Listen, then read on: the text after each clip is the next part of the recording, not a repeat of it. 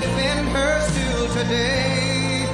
'Cause there ain't no doubt I love this land. God bless the USA.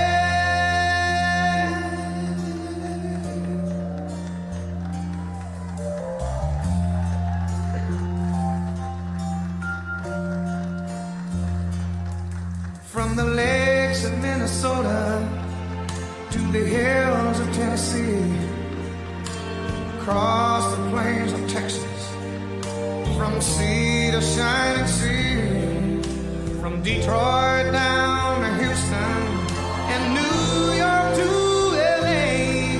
Well, there's pride in every American heart, and it's time we stand and say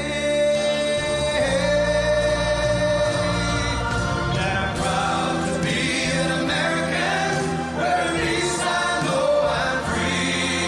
And I won't forget the men who died, who gave that right to me. And I'm glad we stand up next to you and defend her still today. 'Cause there ain't no doubt I love this land. God bless the USA.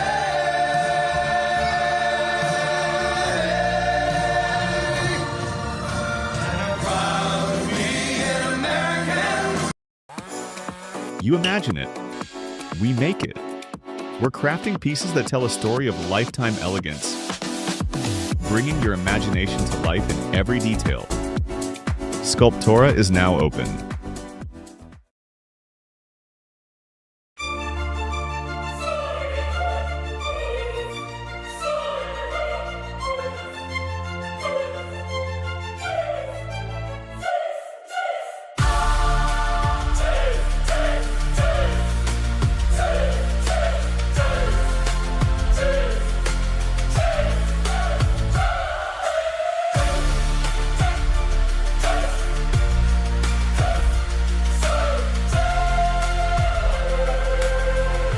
Adams. Say cheese every morning.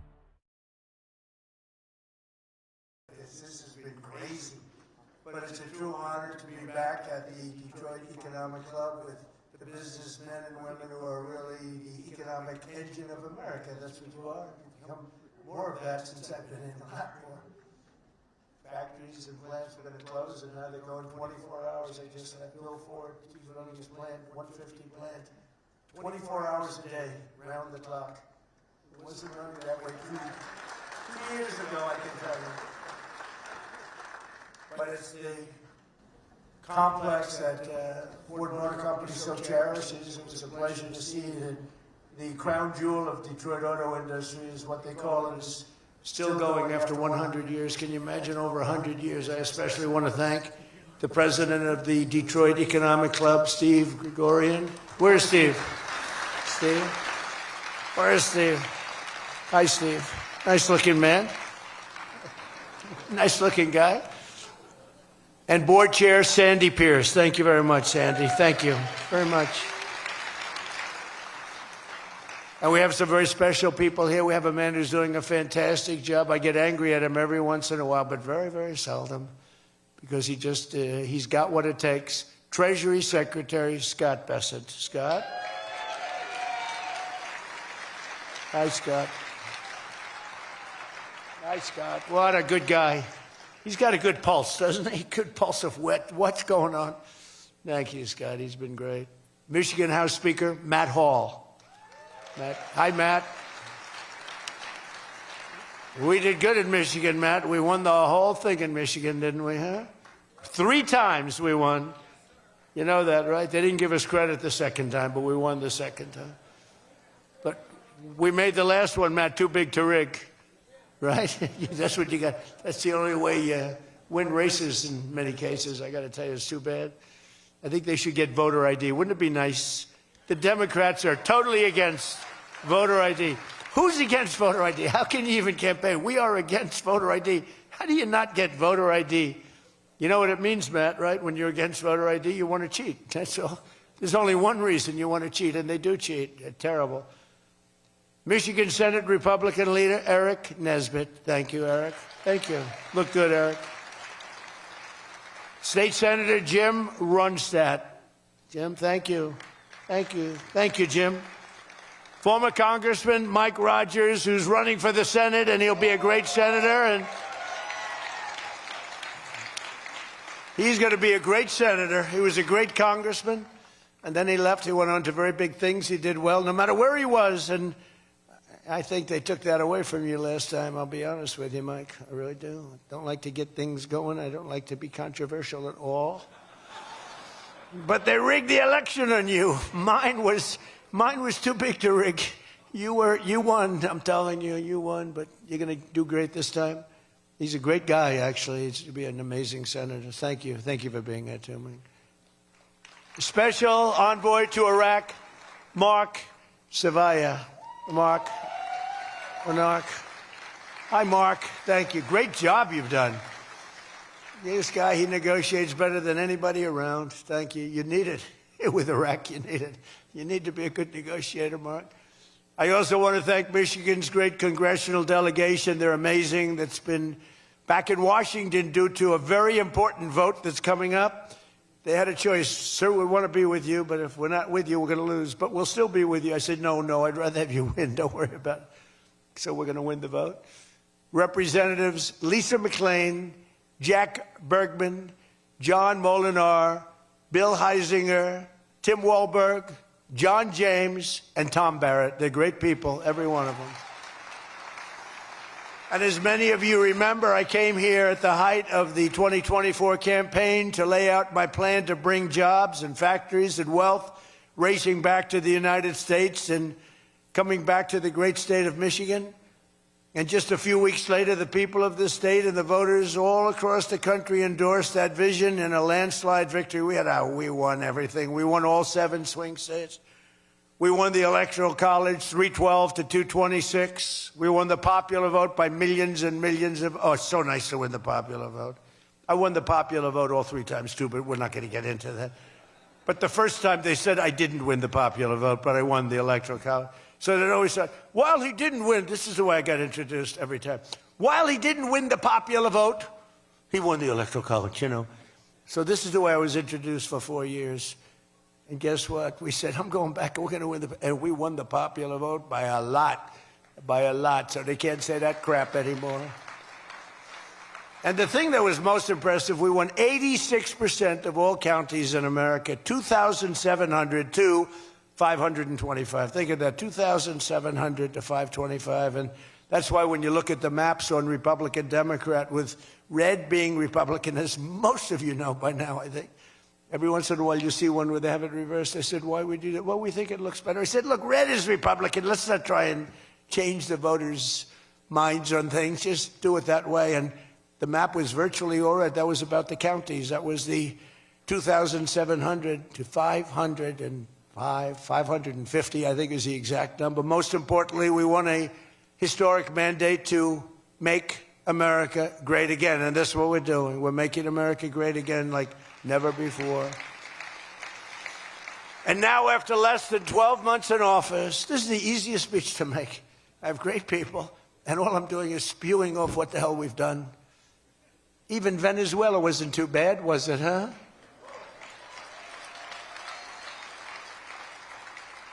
But you have people, Democrats, they say, I don't know if we should have done Venezuela, I don't know. Anybody that says that hates our country, okay? That was as flawless an attack as there has ever been. And they asked us to help them. They have 50 million barrels of oil. They said, take it. It's $5 billion. And we did. We're working with the Venezuelan people and representatives, and it's amazing. But that was an amazing situation. But we did al-Baghdadi, flawless. We did Soleimani, flawless. We did the Iran nuclear attack where we wiped out their nuclear capacity, which would have been very bad. You wouldn't have peace in the Middle East, flawless. We did them all flawless. I want to keep it going that way, too. I like flawless. Think about Jimmy Carter, the great Jimmy Carter, with the helicopters crashing, the hostages all over the place. Remember that one? Think about Sleepy Joe Biden with Afghanistan. What a disaster. The most embarrassing day in the history of our country, in my opinion. Real dope. Now, after less than 12 months in office, I'm back in Michigan to report to you on the strongest and fastest economic turnaround in our country's history. It's really been historic. There's never been, we're not 12 months, we're through 11 months. We've got $18 trillion being invested in our country. The most of any country ever was 3.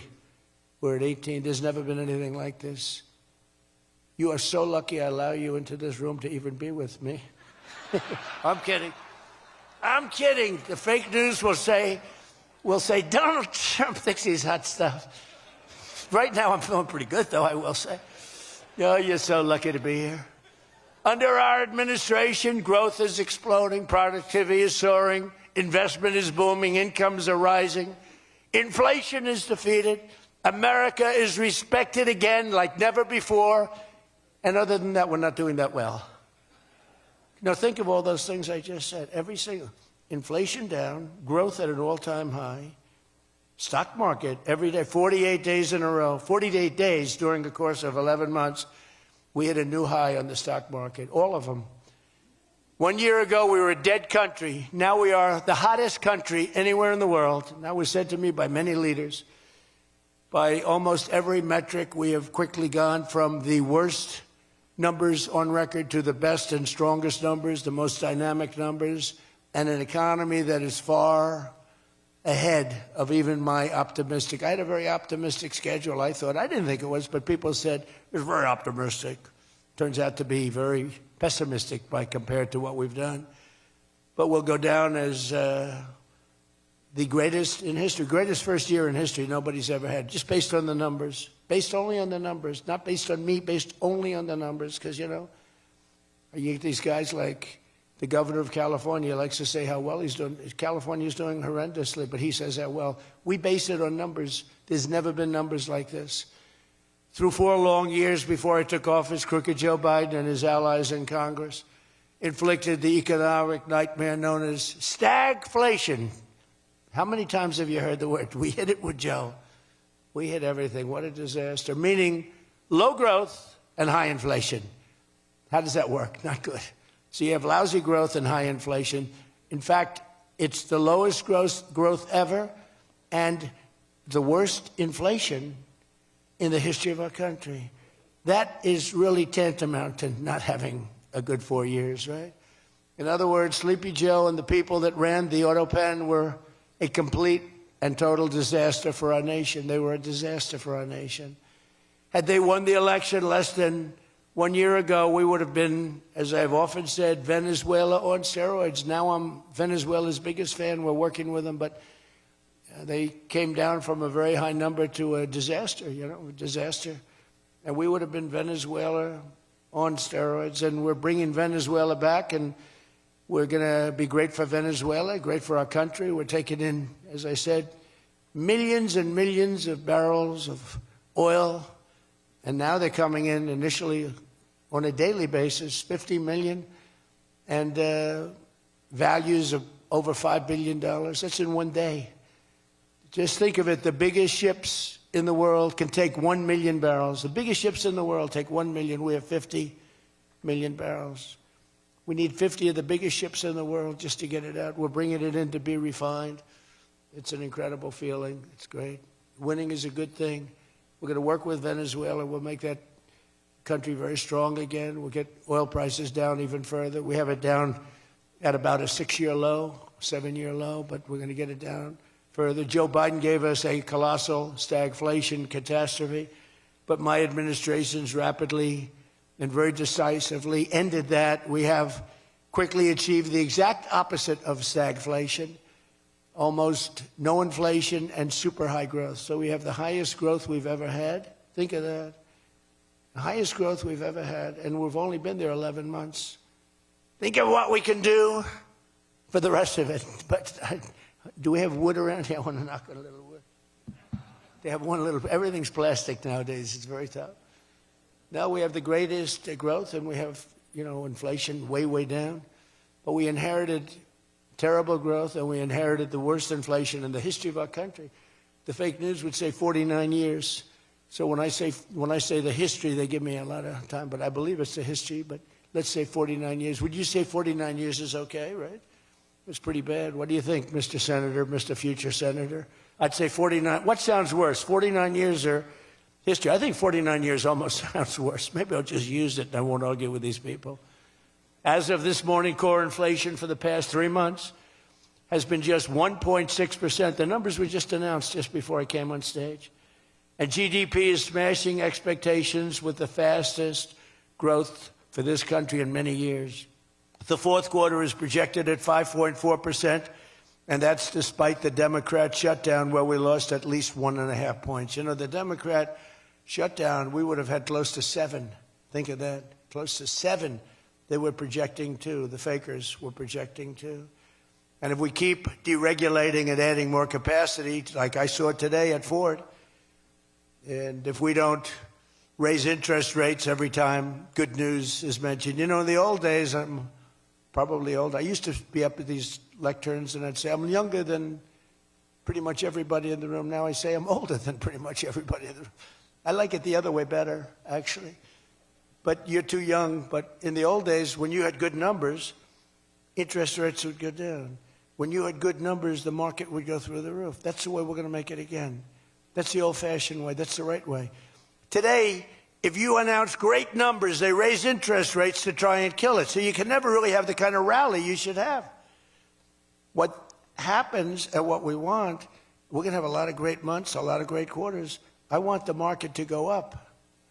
You announce unbelievable numbers and the market goes down because they know you're going to do everything possible. In the Fed, we have a real stiff in the Fed, but that's for another day.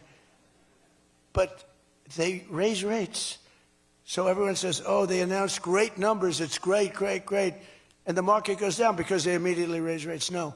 When the market goes up, they should lower rates. You want to see 20% and 25%? You want to see what we can do? We've got to go back to an old standard. When there's good news, the market should go up, not go down. Does that make sense to everybody? And that's the way it used to be for most of the time. That's the way you make a country great. But our growth potential is unlimited and could be much higher if we went back to sanity. We're not doing it anymore. We're talking about the head of the Fed, and I want somebody that when the market is doing great, interest rates can go down because our country becomes stronger. See, you view it differently. Our country becomes stronger, and therefore interest rates should go down, not up. They kill every rally. If it's, no matter who, if it's beyond me as president, it's no matter who's president. You have a good quarter, and they want to kill it because they're so petrified of inflation. And growth and inflation don't necessarily go hand in hand. You can have growth and very low inflation. In fact, oftentimes growth is good for low inflation. So we're going to work on that, Scott, right? I think we're going to work on that very hard. I mean it so strongly. It's sickening. We announce good numbers and we see the stock market drops 300 points. I say, what the hell is going on? Do you agree with me? It should be just the opposite. All right, Scott agrees, so I'm very happy about this. That means if he didn't agree, I wouldn't do it. But we're already growing double, triple, and even quadruple the speed of almost every other major economy on Earth. We're the #1 economy on Earth, too. And the results are in, and the Trump economic boom is officially begun. It's really begun almost from the beginning. It almost begun, if you look at it, really from November 5th. You know, on another metric, just before the election, it was almost impossible to get people to join the military. We had the worst enlistment in the history of our country, the worst. You couldn't get people for the Army, the Navy, the Air Force, the Marines, Space Force, the Coast Guard. You couldn't get people. And since right after the election, but especially since after January 20th when we took office, we have now the strongest enlistment we've ever had in the history of our country. We've never enlisted people so quickly, so easily. And we enlist by merit now. You know, we won a Supreme Court case that said you hire by merit. You go to college now by merit. Everything's by merit. Our country became great because of merit. And we have done some job. But think of it, a year and a half ago, we had the worst enlistment in history, and now we have the best enlistment. Things like that don't happen.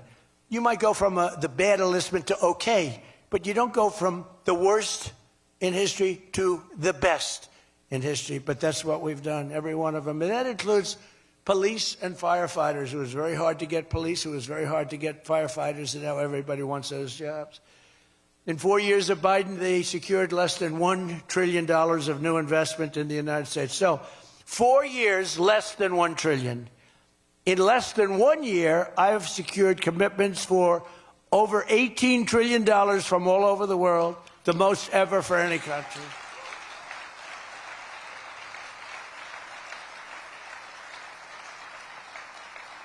But they did, and I'll tell you what, had she won, it would be a disaster, because you would have had people leave. You would have not had 1 trillion, you would have had 5 trillion, 10 trillion leaving the country, and your welfare would have doubled.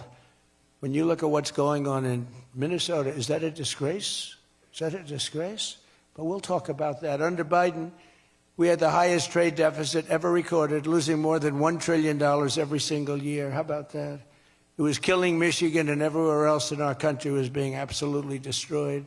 But in a matter of months, largely because of tariff income and the election result, we've slashed that gaping trade deficit by, in a short period of time, 62, it just came out, 62%. People are stunned. The fake news back there, look at those cameras rocking and rolling. No, the fake news back there is, they're very upset about it, actually. But they're stunned. They can't believe it. We cut our trade deficit in actually 10 months was when the number came out. We cut it by 62%. It's going to go better than that now. The stock market is now the highest in history since the election. We've set all of those records, and I think an all-time record that's so important to me because so many people have them is boosting 401ks and retirement accounts for millions and millions of Americans, people that are in the police departments, the fire departments, people that are construction workers. A policeman came up to me recently, a nice guy guarding me. He's a perfect guy to guard me. He was a massive guy, big, strong guy. He said, "Sir, you made me look so good in front of my wife. My wife thought I was a horrible investor because every time I invested, we lost money. And we have a 401k, and I'm up like 85%. She thinks I'm Warren Buffett. She thinks I'm brilliant. She's now calling me brilliant. It makes my life much easier. I love my wife much more now. She calls me brilliant every time." I said, "Don't worry, you're going to do even better for the next 3 years." But one of the biggest reasons for this unbelievable success has been our historic use of tariffs. There was the tariff that made America strong and powerful in past generations, and then we got off it and we went to the income tax system. Great going, fellas. You know, we were the strongest in 1887, relatively speaking. That was around the McKinley time, and Teddy Roosevelt and some others, but we were really strong. It was all tariffs. And I know what happened. Some of these countries got together and they say, "Hey, convince the United States that it's no good, the tariff system is unfair to us." And so some genius, I know who, I don't want to get into it, but some genius said, "Oh, let's go to an income tax system." So instead of foreign companies and countries paying everything, the people started paying. And then after that, you had a depression, but that was a long time. That was in like 1913, you had the tariff switched into income tax.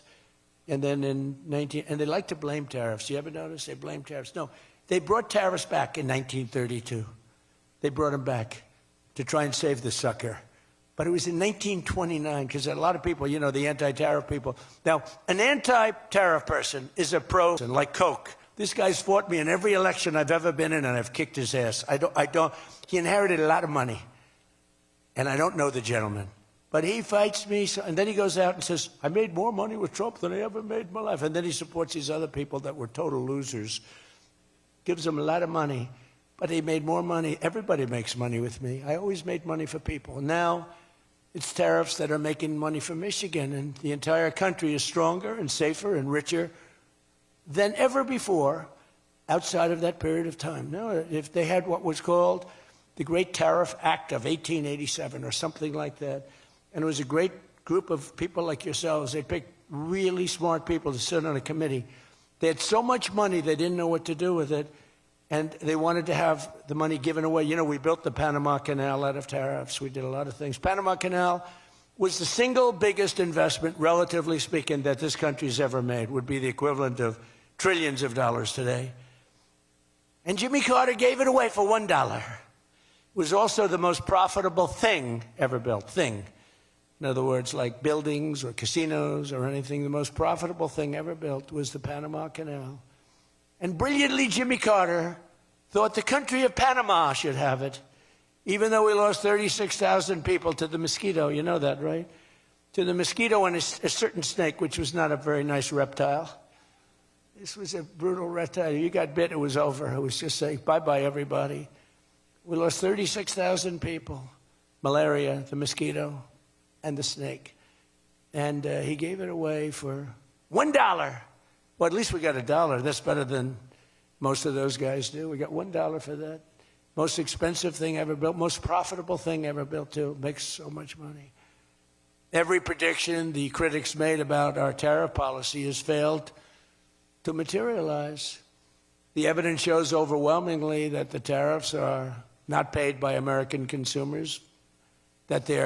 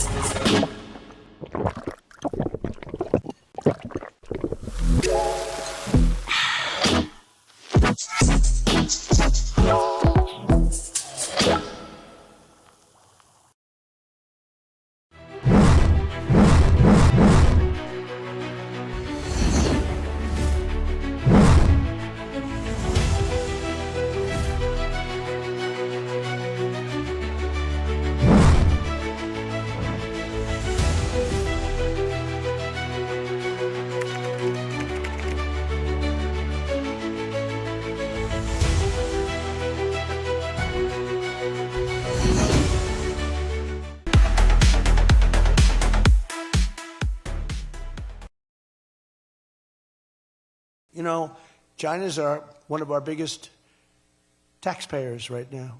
China, would you ever believe you'd hear that? And they've been great. My relationship with President Xi has been great. But we have a group that's foreign-centric, China-centric, suing, and we'll figure something out if we don't win. But we should win. I mean, we should win. So great for national security. I ended 8 wars. Think of that, 8 wars. And without trade and tariffs, you wouldn't have been able to end any of them. But they've brought hundreds of billions of dollars pouring into the United States Treasury, helped curb inflation, and helped cut the federal budget deficit by a staggering 27%. And that's only for a short period of time. The number's much bigger than that when you add in the full year.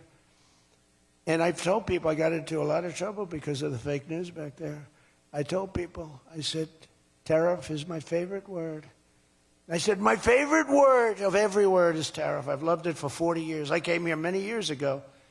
Remember, they said I didn't come here. Then they found out I did. I got an award in Detroit, in Michigan, many years ago, and still have it. They said it never happened. It did happen. Turned out I didn't notice any apology. But all I did was talk about you're losing your car industry. This was long before I ran for politics. They said you're losing. I said, why are you allowing these foreign nations to take your car? You know, you lost 57% of your car industry. The good news is you're getting it back. But I said, why aren't you using tariffs? I've been very consistent, I will tell you that, for years and years. Even as a private businessman, for years I used to, because I get, for whatever reason, a lot of publicity always. I don't know if that's good or bad, but it happens. And I talk about the importance. But I said, recently, I said, tariff is my favorite word in the whole dictionary. There's no word. And I took a lot of heat. They said, what about your wife, your children? What about religion and God? What about Jesus? So I said, all right, it's my 5th favorite word. And since then, I've been fine. They hit me hard, these people, the fake news. They were killing me over tariff. He likes tariff more than his wife, more than religion. He likes tariff more than anything. What a disgrace. So I now call it number 5, and I'm in good shape. That was a rough day. It's my favorite word, and I got killed. Every word, you know, when you go up here, you take a big chance, especially me, because I go off teleprompter about 80% of the time. But isn't it nice to have a president that can go off teleprompter? When you think? Remember the speeches Joe would make? First of all, they'd last a matter of seconds, you know. Thank you very much. You ever notice Joe would always cough before a speech? State of the Union, he gets, ah, ah, ah, ah. Ladies and gentlemen. And then it would be like very short. Although the one time they had him spruced up pretty good, remember, he was high as a kite.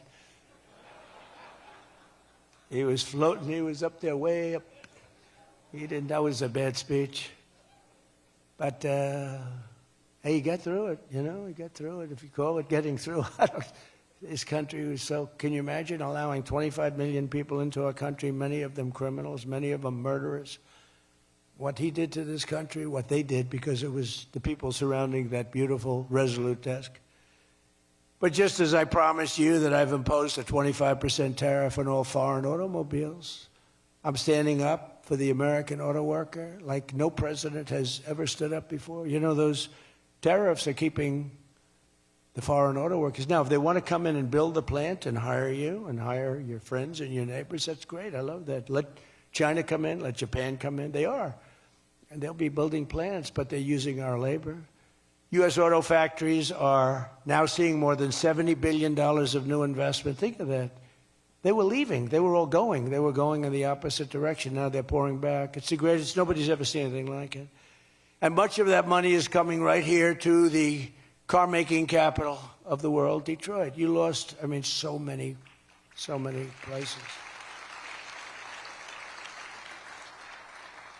Since I took office, Ford has announced it will invest $5 billion across its Michigan and Kentucky plants, creating 4,000 new jobs. GM is moving production of the Chevy Blazer and Equinox from Mexico right back here to America. Right? Is my favorite auto worker here by any chance? You know who I'm talking? What happens? Where's Brian? Brian. Oh, I see. He made some cash. He's after Florida. Oh, he's been very disloyal to Detroit. We're going to have to. He is such a great guy, right? Man, that guy fought for me when it wasn't the popular thing to do. He fought for me from day one. Well, you tell him I said hello to him, all right? That guy, he got it. 4 years ago, he got it, right at the beginning. He understood it better than anybody, better than the great economists. They had no clue. And Stellantis is investing $13 billion to expand its U.S.-based manufacturing plant by more than 50%. Stellantis doing a good job. Never before has an administration achieved such sweeping and dramatic turnarounds as have taken place just in this very short period of time. I mean, you're talking about 11 months. 11 months and you have a different business. 11 months and you're booming.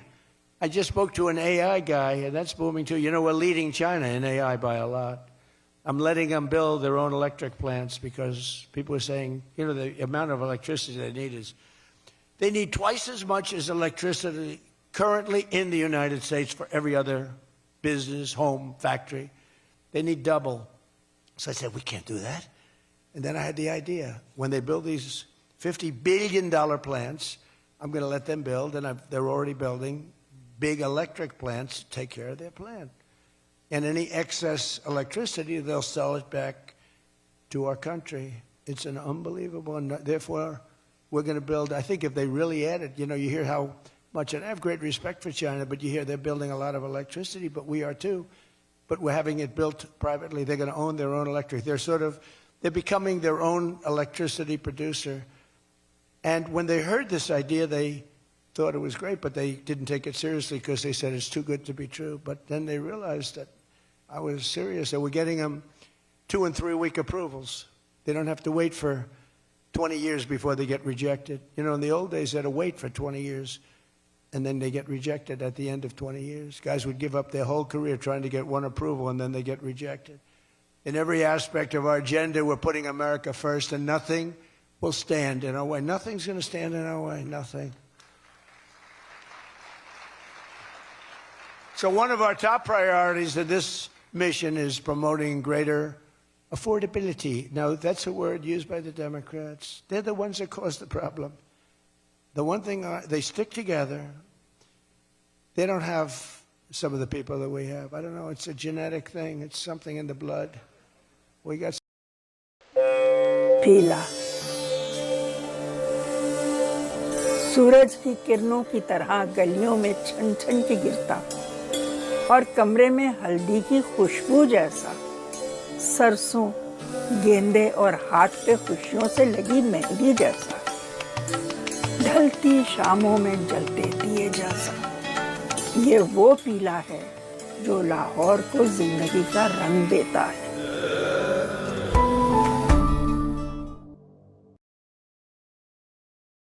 Then I went the second time, he won. Then he votes against all the time. It's just crazy. I don't get it. Then you have Lisa Murkowski and you have Susan Collins, disasters. And you had a gentleman from Indiana that I don't believe it, Todd Young, he voted against. And you'd say, why are you voting against? They can't give you an answer. They're unable to give you an answer. It's like, why are they against the attack on Venezuela? They're against the attack after they found out it was the most successful attack, probably the most talented, most brilliant tactically attack that we've had maybe in 100 years. And they're against it. Why? It's one thing if the attack failed. I'd probably do that too, a change. I'd be in favor. Then if it failed, I'd say, I told them not to do it. That's what they did. But here we have one of the most successful attacks ever, and they find a way to be against it. It's pretty amazing. But it's a shame, and we have some others, but not many. We have a great party, but we have people, the Democrats, whether you like them or not, they stick together like glue. They have horrible policy. Thank God they have horrible policy, because they're smart, they're evil, they're vicious, but they're bad policy.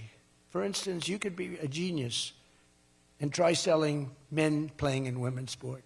You could be a genius, try selling transgender for everybody, open borders, let the world come in, let the world's prison population come into the United States, including all of the murders, 11,888. That's what we're trying to get out of Chicago and Minnesota and these places. So they stick together, which I admire because I'm a very loyal person, but they have horrible policy. Can you imagine if they had good policy? They were on this morning talking to all the reasons that men should be playing in women's sports. They had a football guy there, flag football.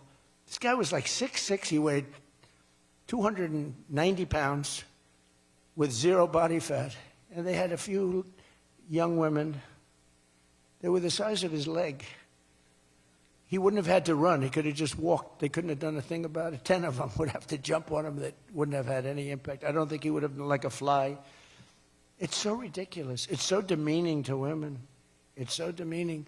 Look at the weightlifting records. I mean, the record got beaten by 112 pounds, a record that stood for 18 years. 1 ounce they'd put on, stood for 18 years. Guy comes along who was a poor lifter as a man. He was at the lower portion of the class. Comes along and broke the record by 112 pounds. Think of that.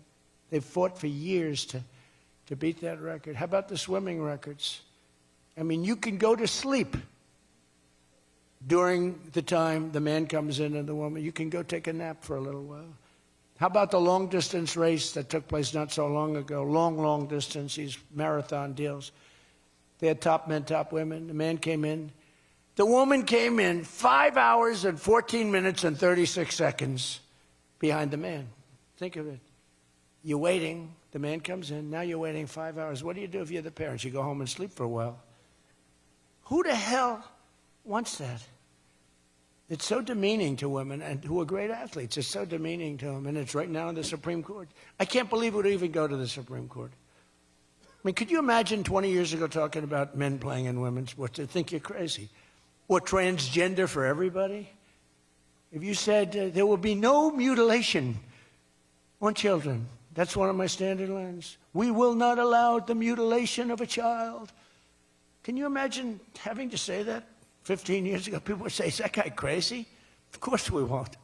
But we're living in a different time. It's a crazy time we're living in. After real wages plummeted by $3,000 under Sleepy Joe Biden, real wages are up by $1,300 in less than 1 year under President Trump. For construction workers, wages are up $1,800. Don't forget, they were down $3,000. Factory workers over $2,000, and for many other workers, over $5,000 $1,000. And I just gave the military, because we're doing so well with taking in so much money with the tariffs, I just gave them $17.76. You saw that, right? Did you see that? They had 75, and I said, you know, if you had one more dollar at $17.76, they said, that was a good idea. We could afford one more dollar. We gave them $17.76. Meanwhile, grocery prices are starting to go rapidly down. Rent is down. Airfares are down. Hotel rates are down. Cell phone prices are down. And we're just getting started. But more importantly than going down, our growth is through the roof. It's way up. Among my first acts in office was to end the radical left war on oil and gas and stop the crusade to kill American energy, and frankly, to open up cars so that you don't have to have an electric car. I love electric cars. I think they're great. I like Elon a lot. I don't think he was too happy with my policy of opening it up, and I can understand that. But I've been saying it for 4 years. They wanted everybody to have an electric car in a very short period of time. There was no way to build the stations. There was no way to get it done. I want you to have gasoline-powered cars. I want Garnier Micellar Cleansing Water. Mist cells act like a magnet, attracting makeup and impurities in just one swipe. about. I'm hearing it's not testing so well. It's fine, except when there's an explosion, you're a goner. Now, have you heard that with hydrogen? One guy is trying to sell hydrogen, and I say, yeah, but, sir, that only happens 1 in 100. Oh, great. When it happens, they find the body like 300 yards down the road. So I said, I'll pass on hydrogen. Maybe there's something I don't know about, but is anybody in the hydrogen car business? Gasoline is now under $2.50 a gallon in 17 states and under $2 in many places. We have some states it's $1.95, $1.99, $1.97. As we speak, these are gas stations, and think of that. We have gas stations in the Detroit area where you can fill up for less than $2.30 a gallon, whereas 2 years ago it was $4.50, and in many places it was way over $5. Think of that, $2.30. You see it. That's like a massive tax cut, which we gave you under the great big beautiful bill, by the way. No tax on tips, no tax on Social Security, no tax on overtime.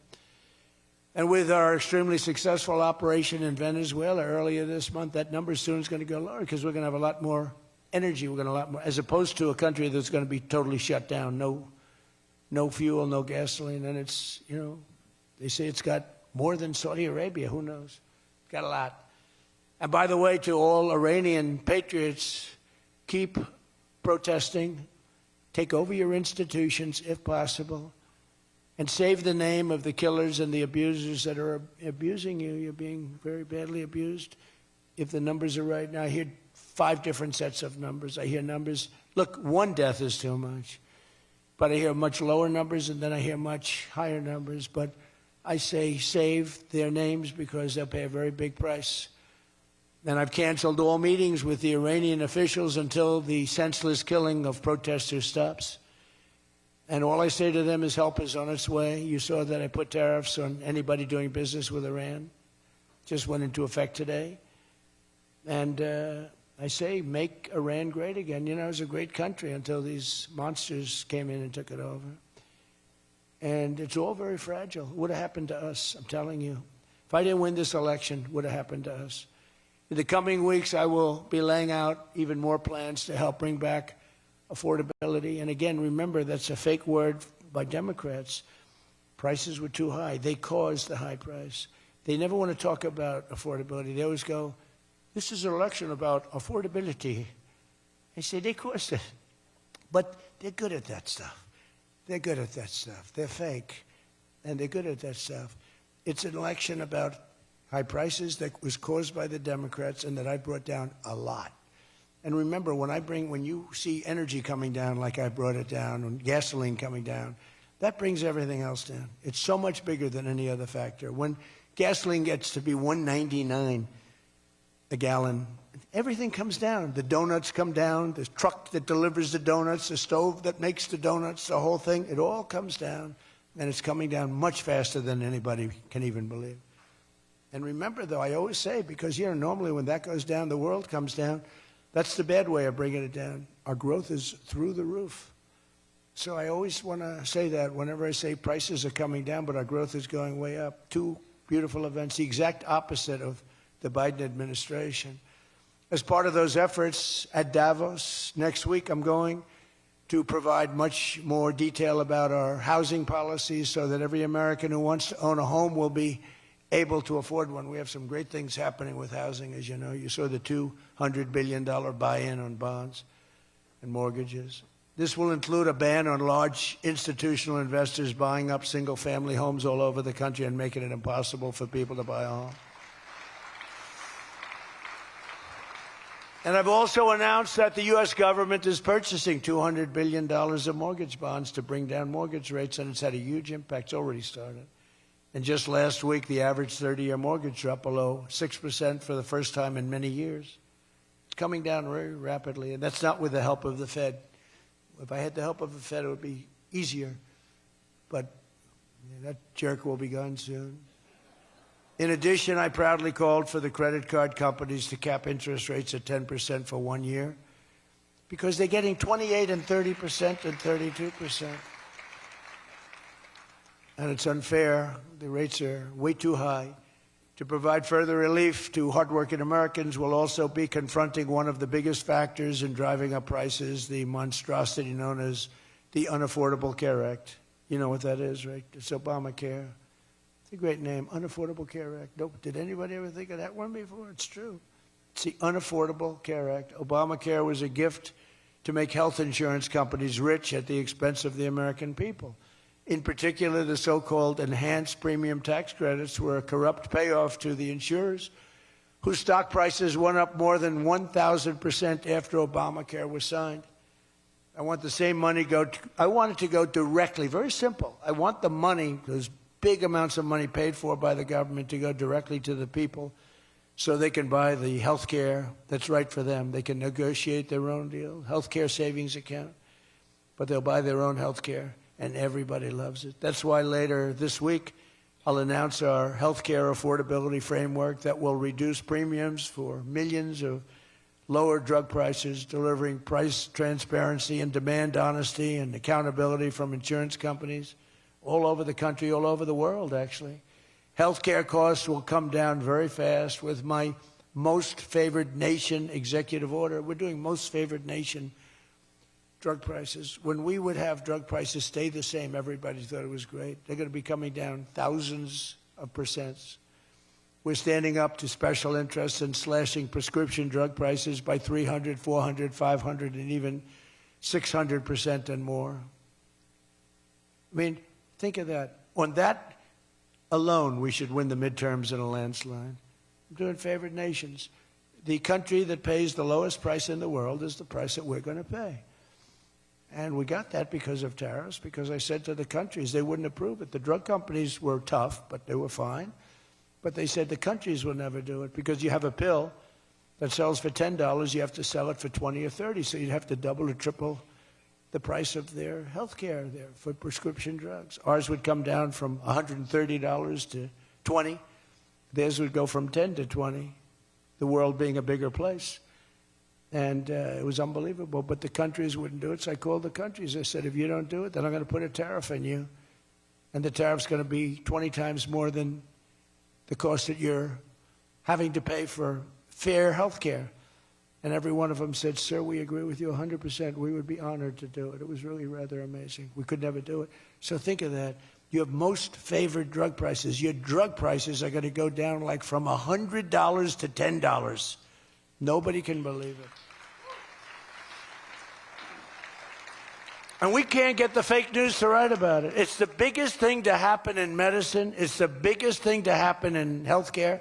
And I cannot get the New York Times, I cannot get anybody to write about it. When we got it done and we announced it, it was on a page way in the back of the New York Times. Same with others. They don't want to talk about it. You know why? Because it's so good. It's the biggest thing to happen. Over the past 12 months, almost every promise I made to you right here in 2024 has been kept. I've kept all my promises and much more. I mean, I've given you much more than I gave you promises, and I produced much more than I said I was going to produce. I gave you the largest tax cuts in American history. cutting taxes across the board in the great, big, beautiful bill. And as I told you, I mean, who would have gotten you no tax on tips, as I said before? No tax, I say it over and over again, no tax on overtime, no tax on Social Security for our seniors. Any senior should be voting for it. It's because the Democrats won't do this. It doesn't work for them. And we also made interest on car loans fully tax deductible so that we... Work is a pain in the apps. My files are in this app. My chat's in this app. Projects in that app. Oh! Wow. You're really working your apps off, Daniel. You need ClickUp. ClickUp is the AI-powered work platform that unifies your entire team and all your tools together in one place. No, not like that. No. It's a single place for your projects and docs, whiteboards and dashboards, calendars and chat, so your work goes from scattered to seamless. Plus, you get a fleet of AI agents to help you move at warp speed to get more done. This is the future of work. With ClickUp, it's like having your own assistant. ClickUp, what should I focus on today? Okay, schedule time to work on these tasks. I want an assistant. We've been over this, Greg. Before ClickUp, your work apps couldn't talk to each other. With ClickUp, a project can go from a whiteboard to a doc to a task to your team's chat. That's because all your work tools speak the same language. Unlike you and the night cleaner. Thanks, I've been working out. ClickUp turns your projects on autopilot with AI agents that assign and prioritize your team's tasks, so the work is visible and everyone knows what to do, even Randy. ClickUp is like your work bestie, who always has your back. The intern is taking all of that on? Good for her. ClickUp, what did I just agree to in that meeting? And how do I do that? Okay, send it to my team for review. ClickUp streamlines work. From fast-moving teams to multi-billion-dollar companies. See how the future works. Get ClickUp for free today. I mean, look at Keith. He's using it. He loves it, right? He can't hear me. It's all right.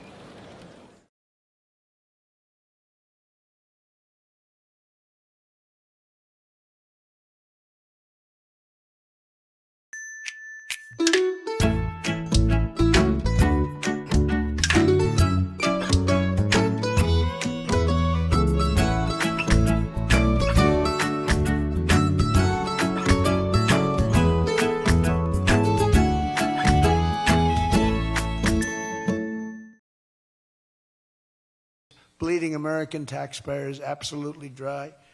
The fraud being committed by the Somali population in Minnesota, have you heard of them? They're lovely people. Is monumental. And California, Illinois, New York, and others are just as bad. Our country has been losing over $500 billion to fraud every single year, but those days are over. We have the best group you've ever seen assembled going after fraud. In Minnesota, we're cracking down on the Somali scams, ending the brazen and shameless theft of taxpayer dollars. Well, it's going on in Maine, too, with Somalis. You know, and they don't take our ships anymore. You know why? We hit them with the same missile that we used to hit the drug dealers coming in with the boats. You know, we have drugs coming in by sea down 97%. You've seen that?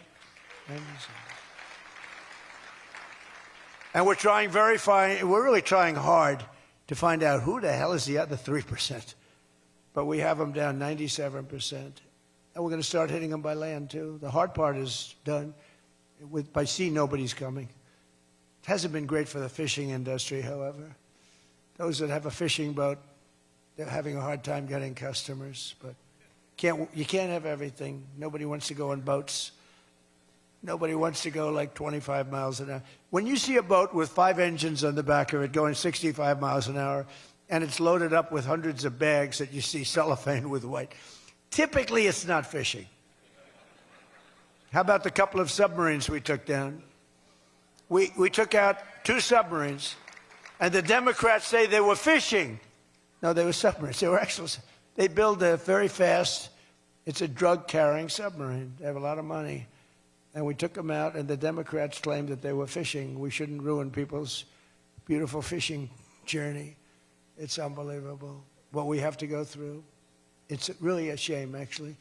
We froze it all, children's payments to those states that we're talking about, and we will now require proof of attendance in order to receive federal funding for child care or any of that. How about all these child care places in Minnesota where there is no children? They go there, they get paid millions and millions of dollars. The biggest operation in all of Minnesota had no children. And we pay millions of dollars. They're scammers. They're scammers. They always will be. And we're getting them out, and we're not going to pay them. We're not going to pay Minnesota. Right, Scott? We're not paying Minnesota any more money for that, any of that crap. It's a big scam. It's a giant scam run by an incompetent, crooked governor. He's an incompetent, crooked guy. And also, we're freezing any and all welfare payments going to illegal immigrants that will start effective immediately. So when illegals come into California, Gavin Newsom, they come into California, and they send us bills for people coming in. We're not paying it. So we're working on that very strongly. Just don't pay it. As Nancy Reagan would say, just say no. You remember Nancy Reagan? Just say no to drugs. It's a little more difficult than that, I guess, right? But just say no. Additionally, from this moment forward, if you're on public assistance like almost all Somalis are, did you see where 94% of them are on public assistance? You can't wire money out of the country back to your bank account from where you came. But more importantly, we probably aren't even going to give them the money anymore, the money going to them, because of the tremendous abuse and probably illegality being perpetrated on our country. We're not going to give them the money. We're not giving them the money. It's massive numbers of people are scamming our country. You know, they came from a place with nothing, and they come here and they drive around in Mercedes-Benz. You know, the Mercedes-Benz dealers do well in that area of Minnesota. Can you believe it? They have nothing. They get welfare payments, and they have Mercedes-Benzes. It angers me so much, but we're going to straighten out our country. This was done under Biden and Obama, very much under Obama. It all started under Obama. And we just can't. We've got a great country. We're not going to screw it up. But this was one of the great scams ever. They have the same thing, Somali in Maine. Who would think? I never saw that happening. But in Maine, it's really crooked as hell, too. But it's not just Somali. It is them, but it's not just. There are many other places, many other people. The whole country, if we stop this fraud, this massive fraud, we're going to have a balanced budget. That's how much money you're talking. We'll have a balanced budget without all the growth I'm talking about. And then you add the growth, we got one hell of a country. We're giving 90-day notices to places like California, Scott. Right away, we're going to send out that notice. Who would bill the federal government as people poured into the state to send those people back, because no country can afford to do it. No country can afford to take in millions of people, pay for their education, their health care, their hospitals. You just can't do it. And we all have a heart. You can't do it. But many of those people are murderers. They're people released from jails, prisons, mental institutions, insane asylums. They're people that are drug dealers. They're addicts. Additionally, starting February 1st, we're not making any payments to sanctuary cities or states having sanctuary cities, because they do everything possible to protect criminals at the expense of American citizens, and it breeds fraud and crime and all of the other problems that come. So we're not making any payment to anybody that supports sanctuary cities.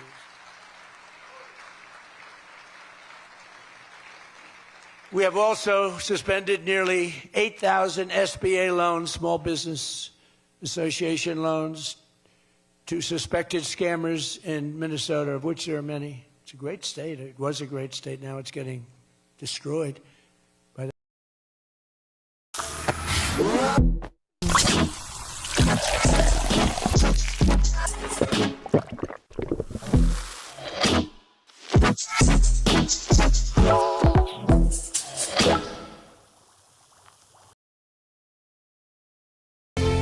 New Bell Refrigerators works as good as it looks. We're investigating large-scale visa fraud, and the Department of Justice has already charged nearly 100 people in criminal conspiracies in Minnesota. They're all over the place. Last week, we announced that I'm creating a brand-new division at the Department of Justice, a legal strike force led by a really tough, smart new Attorney General for fraud. He's a fantastic young guy. He's so impassioned to do this properly. We intend to imprison any fraudster, politician, or public official involved in these sick plots to loot and pillage our country. Think of that Ilan Omar. She lives in Somalia.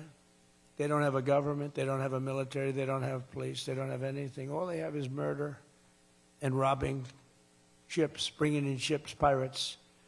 That's stopped. Same missile, ping. That's the end of them. It's amazing how that can stop corruption. Those missiles, they never miss, you know. The same one, exactly the same one. But think of it, she comes from a country with nothing, and she comes here and she tells us about our Constitution. I have a constitutional right to rip off the country. I guess she's a total scam artist. Anybody knows it. How do you let her get away with it? AOC +3. She was one of the three. They're all scammers. They're so bad for our country. They're so bad for our country. Our ICE operation in Minnesota, for example, is finding hundreds of killers, violent predators, and child rapists, some of the worst criminal offenders anywhere in the world, murderers all over the place. All we want to do is get them out. Did you see the pictures that we put up? Hundreds of them. Murderers wanted for murder, wanted for the worst drug selling. One of them is one of the biggest drug dealers in the world. And vicious, sells bad drugs too. Bad drugs, like if you take a tiny little morsel, your child is dead. And we're getting them. But it's hard to get them because they make it so impossible for you. And you wonder why. Why would they do that? You know, do they want to live with murderers? Do they want to live with these people that are emptied out from prisons? They have a lot of people. One of the reasons I was so angry with Venezuela, they emptied their prisons almost entirely into the United States of America. Tren de Aragua was the gang. One of the worst, probably the most violent gang there is anywhere in the world, they say.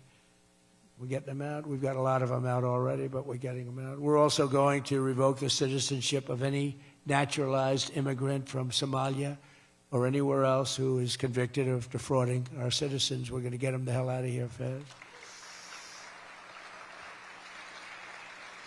And if you come to America to rob Americans, we're throwing you in jail and we're sending you back to the place from where you came. We're throwing you right in jail. And they know it, too. And one of the reasons they're doing these fake riots, I mean, they're just terrible. I mean, you see it's so fake. Shame, shame, shame. You see the woman, that's all practice. They go practice. They go to areas, they take hotel rooms, and they all practice together. It's a whole scam. We're finding out who's funding all this stuff, too. We pretty much know. But in conclusion, as we liberate our country from this cultural scourge and the plague of corruption and fraud, we'll rediscover the natural energy and native spirit that truly makes America great again, like we're doing with Detroit and Michigan. If we get rid of fraud and do our job properly on the trillions that are being extorted out of our country from corrupt and incompetent governors like Gavin Newsom, J.B. Pritzker, and Tim Walz, we will very soon have a balanced budget, and that's the kind of money that we're talking about. We're talking about massive amounts of money. Our country wasn't built by people who tried to lie and cheat and scam their way to success. It was built by legends like Henry Ford, Henry Dow, Thomas Edison, the Kellogg brothers, Alfred P. Sloan, the founder of General Motors, men who lifted up American workers and strengthened our nation beyond even belief. And we're doing the same exact thing right now. I think we're doing it even better. This is the fierce spirit of patriotic free enterprise that we're now unleashing once again. We are unleashing it like maybe never before. Together we have turned the page forever on the failed left-wing model that makes our America poor, desolate, and makes people feel sorry for us. That's what we had. We had a country where our leader was laughed at and our country was scorned. We had a country that was laughed at.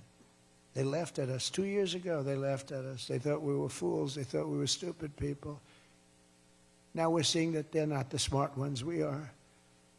But we have a great America, and we're going to enrich it.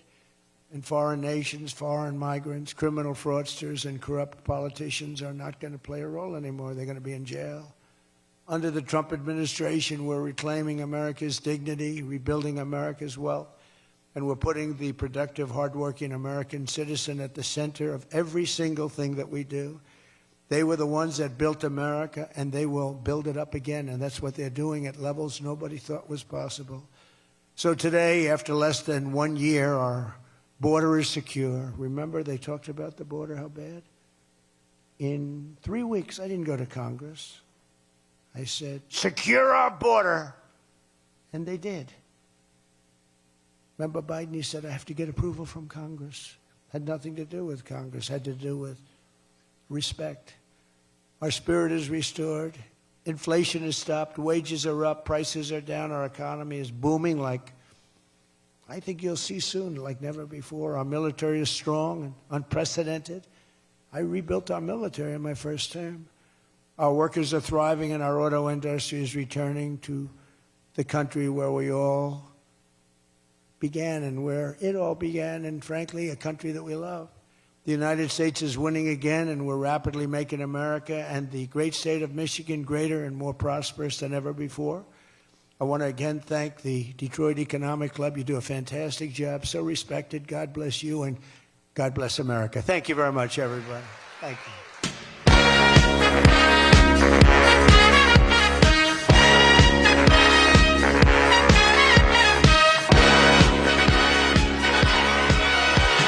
Young man, there's no need to feel down. I said, young man, pick yourself off the ground. I said, young man, 'cause you're in a new town. There's no need to be unhappy.